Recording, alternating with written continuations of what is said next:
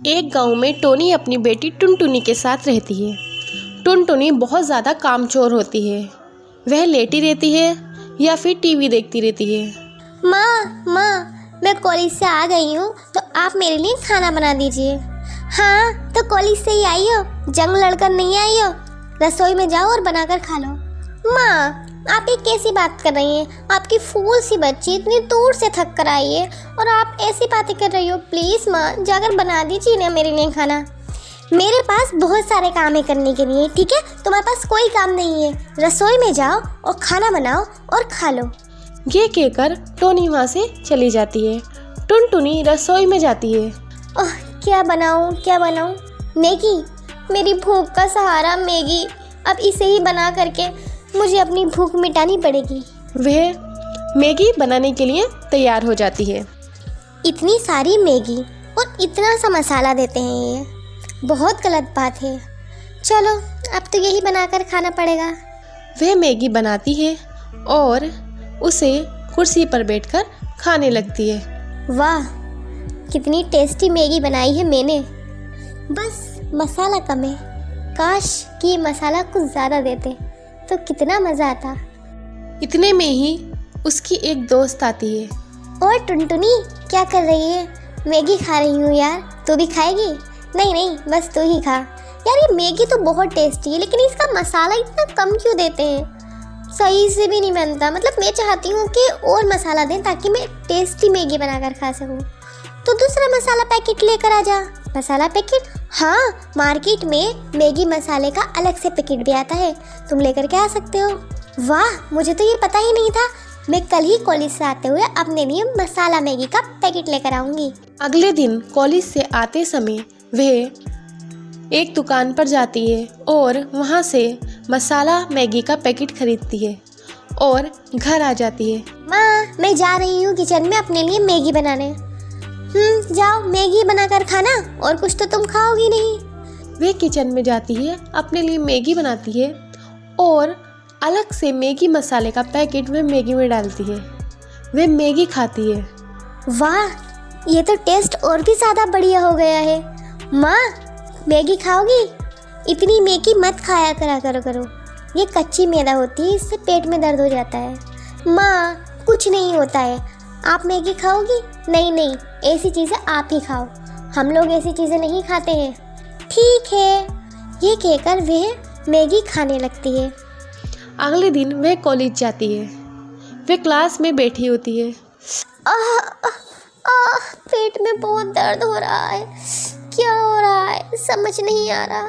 क्या हुआ टुनटुनी बेटा? टीचर, मेरे पेट में बहुत दर्द हो रहा है।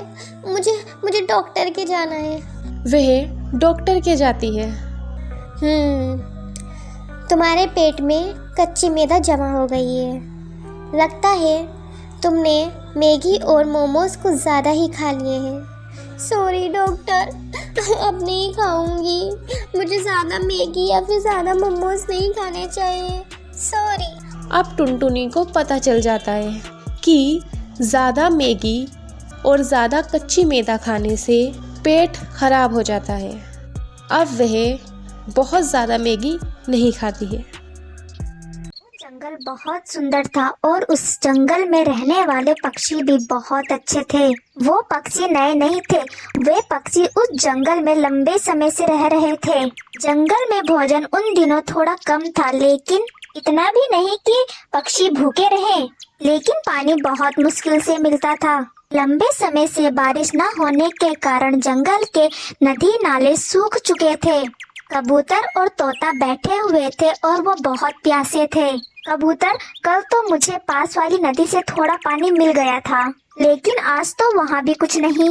जो थोड़ा बहुत पानी था वो भी खत्म हो गया। तोते, हमें सन्नो चिड़िया के पास जाना चाहिए। उनके पास किसी भी समस्या का कोई न कोई उपाय जरूर रहता है, और ऐसा भी तो हो सकता है कि उसके पास आशों का पानी जमा हो और हमें पानी मिल जाए। वो ऐसे बातें कर ही रहे थे कि वहाँ सन्नो चिड़िया आ जाती है। कबूतर और तोते, तुम दोनों क्यों परेशान हो? क्या तुम्हें प्यास तो नहीं लगी हुई? चिड़िया बहन, हम तो तुम्हारी तरफ आने वाले थे। जंगल में पानी खत्म हो गया है सब पक्षी प्यासे हैं। आखिर ऐसा कब तक चलेगा? अगर ऐसा रहा तो पक्षी तो मर जाएंगे।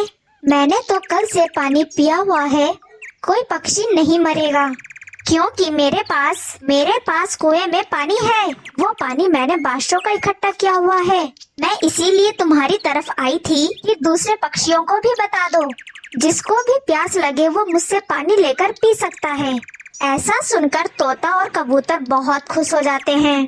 चिड़िया बहन, आपने हमेशा ज्ञान से काम लिया है और सबकी मदद की। मैं आज ही सब पक्षियों को बता देता हूँ, वो तो खुश हो जाएंगे। और फिर वो सब वहाँ से चले जाते हैं। तोता सभी पक्षियों को सन्नो चिड़िया के घर पर इकट्ठा करता है। पक्षियों, जैसा कि आप सब जानते हो, इस समय जंगल में सभी नदी नाले सूख चुके हैं और पानी खत्म हो गया है। ऐसे समय में हमारी बहन सन्नो चिड़िया ने अपने कुएं से हमें पानी पीने को दिया है। ये वही बारिश का पानी है जिसे हम जाया करते हैं। मेरा आप सबको इकट्ठा करने का ये मकसद है कि हम भी बारिश के मौसम में पानी इकट्ठा करें और सन्नो चिड़िया की मदद करेंगे। सन्नो चिड़िया, मुझे तो विश्वास नहीं हो रहा कि तुमने अपने कुएं में इतना ज्यादा पानी जमा किया हुआ है। रूबी बहन, हमें पानी की कदर करनी चाहिए, क्योंकि पानी से ही तो जीवन है। और फिर सभी पक्षी सन्नो चिड़िया के कुएं से पानी पीते हैं और अपने अपने घरों को चले जाते हैं। और फिर रात हो जाती है। मोनू, पीने को तो पानी मिल गया, लेकिन मेरे मन को अभी शांति नहीं मिली। अब क्या चाहती हो सन्नो चिड़िया से? क्या वो तुम कुआं छीनना चाहती हो? बहुत सयाने हो तुम मोनू, अपनी पत्नी की दिल की बात समझ जाते हो। ये चिड़िया तो पागल है जो मुफ्त में बांट रही है पानी। अगर ये कुआं मेरे पास होता, बदले में सेवा करवाती सभी पक्षियों से अपनी, और उन्हें पानी के बदले में अपना नौकर बनाकर रखती। मोनू, मुझे तो वो कुआं चाहिए, चाहे उस चिड़िया को मारना ही पड़े। तो फिर चलो, पर कहाँ? उस चिड़िया को मारने। मोनू, अगर किसी को पता चल गया तो? ऐसी रात में कौन देख रहा है? तुम चलो, बाकी का काम तुम मेरे पे छोड़ दो। और फिर वो दोनों सन्नो चिड़िया के घर की तरफ चले जाते हैं। वो सन्नो चिड़िया के घर के दरवाजे पर आते हैं। कौन है इस समय? चिड़िया बहन, मैं हूँ मोनू, और तुम्हारी बहन रूबी। प्यास लगी थी, क्या तुम्हारे घर में पानी पड़ा है? नहीं कौवे भाई, घर में तो नहीं है, पर मैं कुएं से निकाल कर दे देती हूँ अगर ज्यादा प्यास लगी हुई है तो। चिड़िया बहन, बहुत ज्यादा प्यास लगी हुई है, मैं अभी आई। और फिर सन्नो चिड़िया अपने घर से बाहर आती है। तुम कुएं पर आ जाओ, पानी निकालने की चरखी भी वहीं पर पड़ी हुई है। और फिर वे सब कुएं पर जाते हैं। चिड़िया अपने कुएं पर चरखी लगाती है। जैसे ही पानी निकालने के लिए कुएं के करीब जाती है, मोनू चिड़िया को तुरंत कुएं में धक्का दे देता है। रूबी और मोनू, ये तुमने क्या किया? मुझे कौवे में क्यों गिरा दिया? इसीलिए कि तुम अच्छे से मर सको और फिर ये कुआं हमारा हो जाए। जालिमों, मुझे बाहर निकालो, मेरा सांस घुट रहा है। अब ये रात ही रात में मर जाएगी और फिर कल से ये कुआं होगा हमारा। तो अब चलो, अभी हम अपने घर चलते हैं। और फिर वो दोनों अपने घर की तरफ लौट जाते हैं। बचाओ, मुझे बचाओ, कोई है यहाँ पर? इन जालिमों ने मुझे मेरे ही कुएं में धक्का दे दिया है। वो चिड़िया ऐसे रोती रहती है। अगर कोई पास होता तो उसे आता बचाने के लिए। वो पक्षी यागरे था और उसे दूसरे जंगल जाना था, लेकिन वो तोते के पास रुकता है। तोता भी उस पक्षी की आवाज सुनकर उठ जाता है। मुझे एक यात्री की मदद करके बहुत अच्छा लगेगा, लेकिन हमारे जंगल में पानी की अभी कमी है। आपको मेरे साथ आना होगा। हम सब पानी सन्नो चिड़िया के कुएं से ही पीते हैं। मेरे पास ज्यादा समय नहीं है, ज्यादा दूर तो नहीं है वो कुआं, पास में ही है। चलो, मैं आपके साथ चलता हूँ।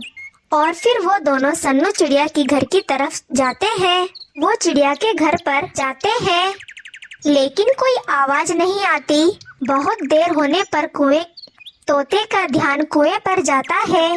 वहाँ तो चरखी लगी हुई थी। पक्षी, शायद चिड़िया कुएं पर ही है, हमें वहाँ जाना होगा।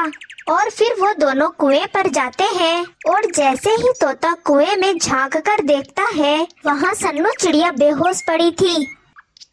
अरे, ये चिड़िया इस कुएं में कैसे? पक्षी हमें चिड़िया को कुएं से बाहर निकालना होगा।